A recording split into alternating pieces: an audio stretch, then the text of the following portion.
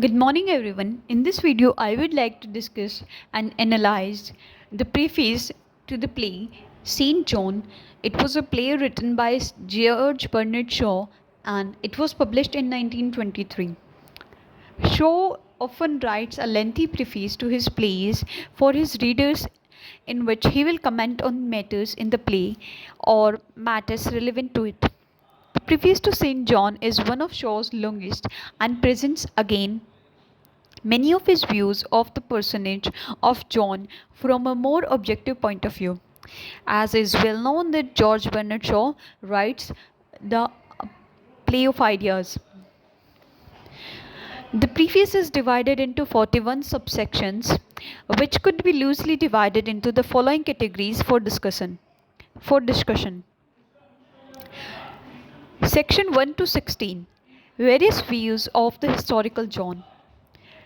Secondly, section 17 to 21, misrepresentation of John in literature and in relation to medieval society and medieval church. Third, section 22 to 34, the nature of John's death in relation to modern acts of inhumanity. Fourth, section 35 to 41, the nature of historical drama and Saint John viewed as a tragedy. Now let us discuss part 1.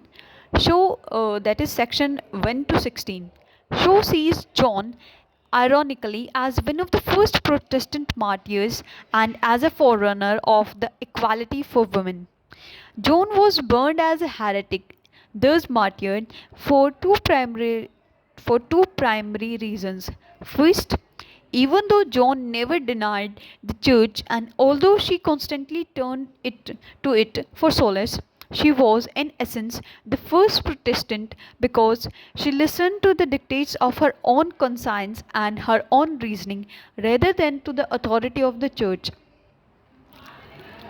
Now, in this it can be quoted that she was the prisoner of rational dressing for women. Yet, this so called unwomanly and thus unnatural act, she was burned at the stake. And for this unwomanly and unnatural act, Joan was innocent in all things. She was like Socrates in that she was able to humiliate without intending to do so all kinds of people in high authority. It is extremely dangerous to publicly expose the ignorance of people in authority. For this, Joan and Socrates were put to death. In reality, Joan was rather unsophisticated country girl who, while uneducated, was far from unintelligent. The fact that she could not read or write, Maria Antoinette could not even spell her own name at John's age, does not matter. So, like Marie Antoinette, John's illiteracy doesn't matter. However, she did manage to dictate full and comprehensive letters and to understand thoroughly the political and especially the military situation in France, and she had the common sense and ability to put her views in action. Since no one would believe that a simple country girl could be so talented, Joan attributed her views to her voices and visions to show there are peoples in the world whose imagination is so vivid that when they have an idea it comes to them as an audible voice, sometimes uttered by a visible figure. Thus, Joan is able to intellectually analyze a situation so clearly that her knowledge seems to her to come from an outside source when in reality it is her own innate, unrecognized genius coming from her intelligence and imagination. Tempted by her good common sense, her practical management of military affairs, and her own personal courage and dedication.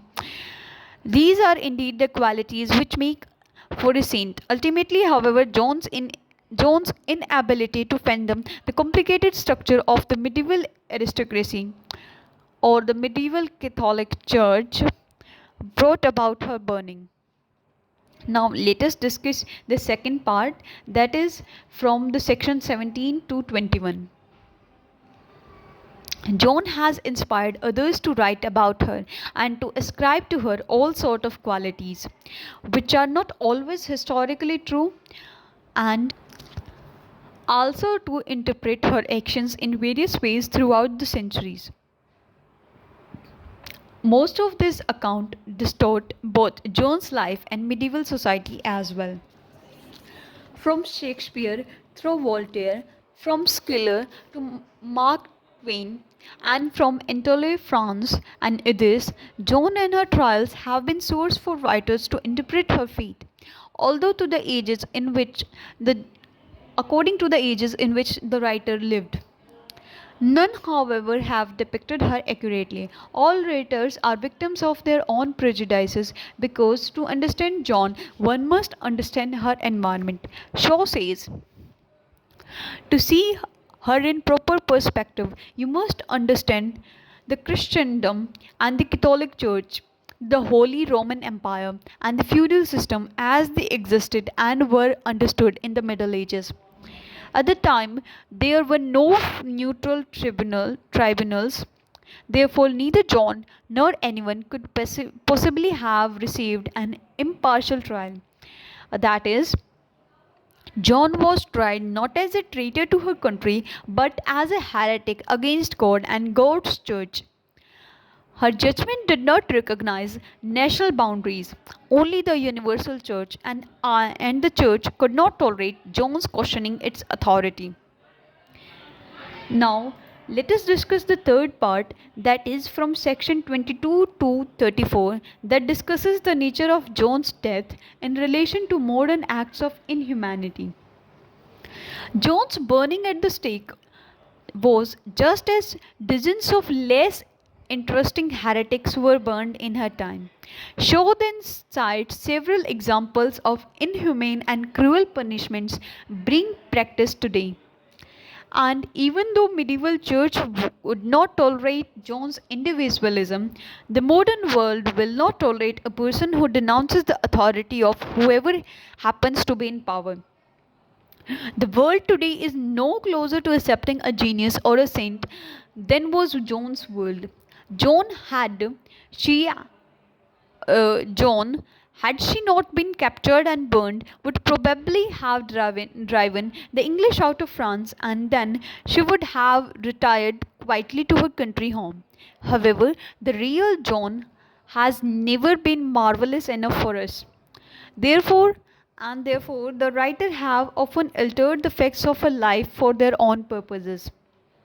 Now let us discuss part 4, that deals from section 35 to 41, that is the nature of historical drama and Saint Joan viewed as a tragedy.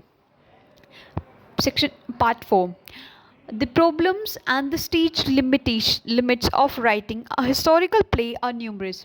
Shaw compares Shakespeare's method and efforts of writing historical dramas with his own. Actually, Shakespeare never attempted to deal with large forces of law and religion and patriotism that cause people to act as they do. Shaw has one advantage over others. Earlier writers, he is chronically further away and therefore is able to have a more complete view of the Middle Ages. Shaw also maintains that his play is